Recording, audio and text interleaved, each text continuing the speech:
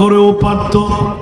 কোন মৌলবী এই কথা বলতে পারবে না ঈদে মিলাদুন্নবী ফরজ না, ঈদে মিলাদুন্নবী করা ওয়াজিব না, ঈদে মিলাদুন্নবী না করলেও কোনো সমস্যা নাই।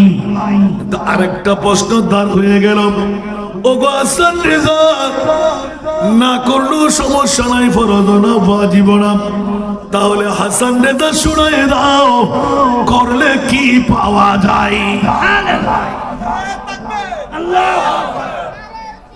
বাবারা এত সকালে তকবীর না, এখনো ওয়াজ শুরু করতে যায় না। আমি এখনো মা বোনদেরকে সুযোগ দিলাম, নিজের প্রতিনিধি কেমন পাঠাইতে পারতে লাগলেন।